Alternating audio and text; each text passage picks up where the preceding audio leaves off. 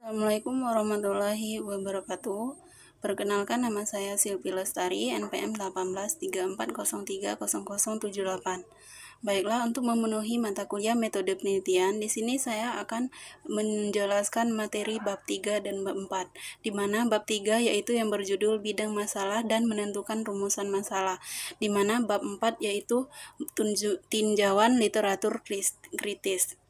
Baiklah, saya akan menjelaskan materi yang pertama, yaitu materi bab 3, yaitu bidang masalah yang luas.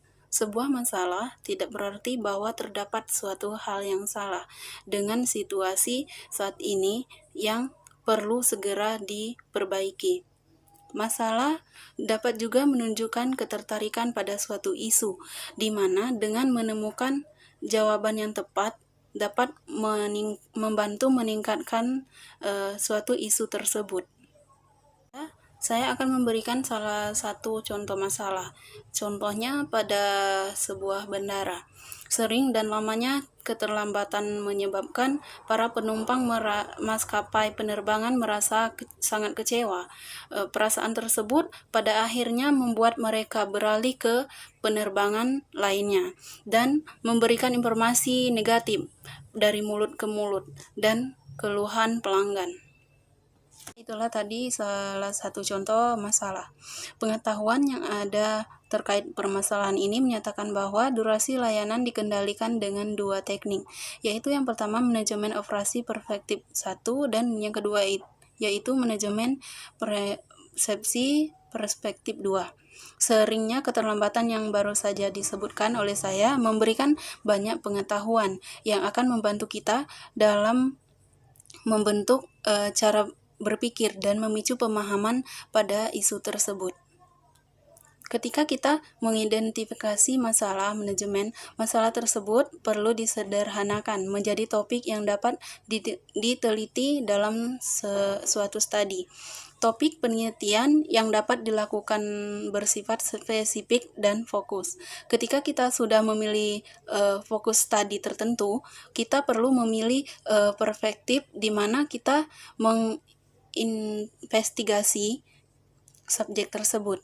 Pemilihan perspektif akademik pada masalah membuat kita dapat membuat gambaran dari banyak buku-buku referensi untuk membantu kita dalam menyelesaikan sebuah masalah, yaitu pengumpulan informasi awal, di mana sifat informasi yang dikumpulkan itu melalui introspeksi, wawancara tidak terstruktur, wawancara terstruktur, dan sumber informasi yang ada. Yang pertama yaitu data sekunder atau secondary data. Itu adalah suatu data yang sudah jadi. Kita mendapatkannya di WES, BI, BEI, dan lainnya.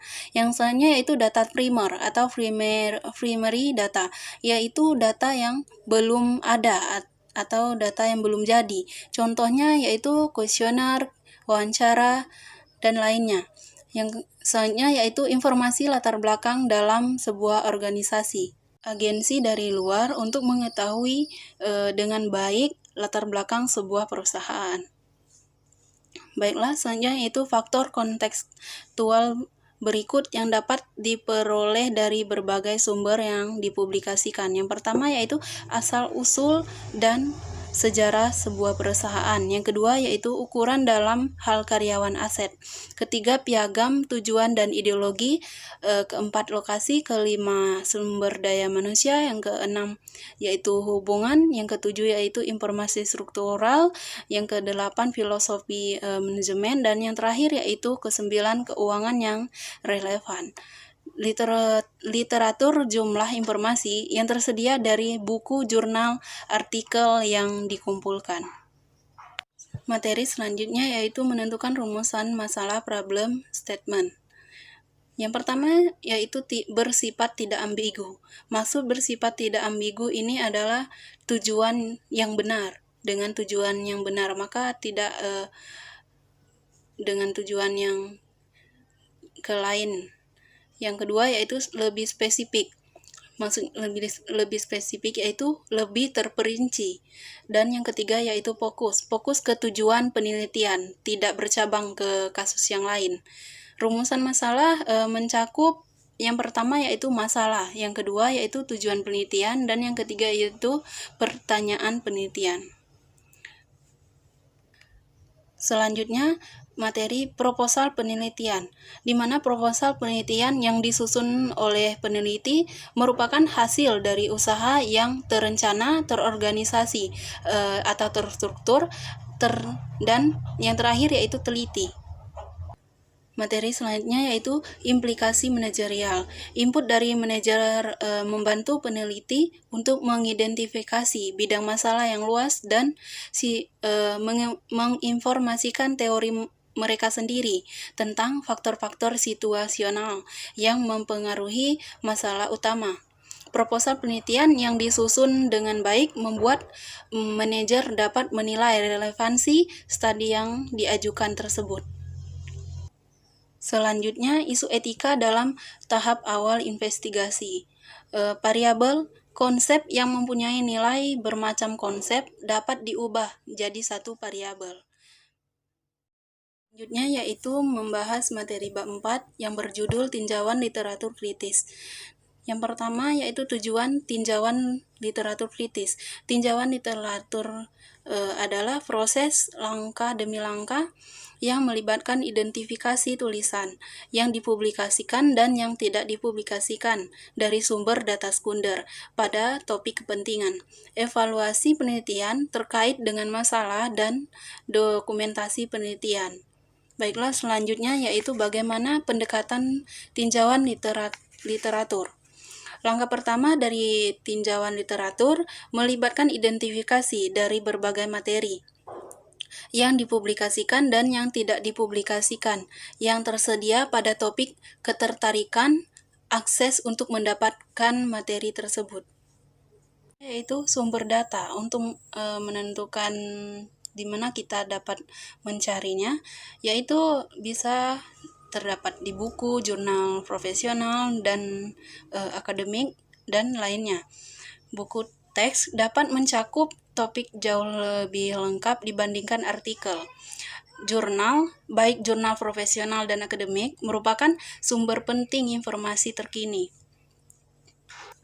Artikel dalam jurnal profesional adalah sumber penting dari perkembangan terkini dalam bidang tertentu, fakta, serta gambar.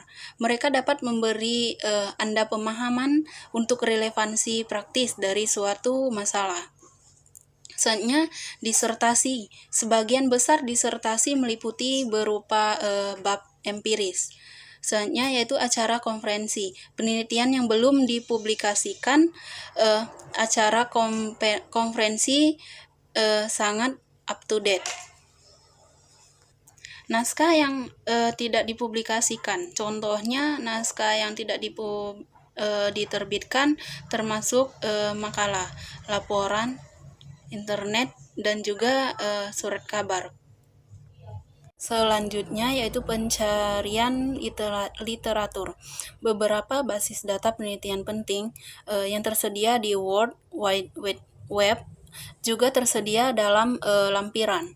Basis data termasuk daftar artikel jurnal, buku cetak, abstrak, disertai masalah konferensi dan abstrak surat kabar yang berguna untuk penelitian bisnis. Selanjutnya yaitu evaluasi literatur. Anda harus berhati-hati dalam memilih buku atau artikel yang relevan. Secara ringkas, beberapa kriteria untuk menilai artikel atau buku adalah relevansi persoalan yang dibahas dalam artikel atau buku, pentingnya sebuah buku atau artikel terkait dengan kutipan, tahun terbit dari artikel atau buku, dan kualitas secara keseluruhan dari artikel. Selanjutnya yaitu menulis tinjauan literatur, bahwa survei literatur harus menampilkan semua informasi yang relevan dengan cara yang jelas dan logis, alih-alih menyajikan semua studi dalam urutan kronologis yang kepingan dan pokoknya informasi yang tidak beraturan. Publication Manual of the American Psychological Association 2009 menawarkan informasi terperinci mengenai kutipan, petikan, referensi, dan lainnya, serta merupakan salah satu gaya penulisan referensi yang diterima dalam bidang manajemen. Format lain termasuk The Chicago Manual of Style 2010 dan Manual for Unither 2007 oleh Turabian. Yaitu isu etika. Bentuk umum dari plagiarisme yaitu terdapat dua sumber yang tidak dikutip. Yang pertama yaitu ghostwriter, photocopy, Voigtlacht, favor for disguise, dan keyboros laziness. Yang terakhir yaitu self-stealers. Sumber dikutip namun tetap plagiarisme. Selanjutnya yaitu forgotten footnote, missing information, to perfect paragraphs, resourceful citer, perfect crime. Selanjutnya yaitu lampiran, beberapa sumber online yang berguna untuk penelitian bisnis. Yang pertama yaitu basis data online atau data mentah. Yang kedua yaitu sumber informasi pada website penelitian bisnis yang dapat diakses melalui browser seperti Internet Explorer. Selanjutnya yaitu basis data bibliografi. Selanjutnya format apa untuk menulis referensi artikel yang relevan dan menulis kutipan dalam bagian tinjauan literatur. Selanjutnya bibliografi atau daftar karya yang relevan dengan topik utama penelitian yang disusun berdasarkan abjad dari nama belakang penulis. Daftar referensi yaitu mencakup rincian semua kutipan. Baiklah, itulah penjelasan materi dari saya. Apabila ada kesalahan atau kejanggalan, saya mohon maaf. Itu datang dari diri saya sendiri. Saya akhiri bila fisabilil haq, fastabiqul khairat. Wassalamualaikum warahmatullahi wabarakatuh.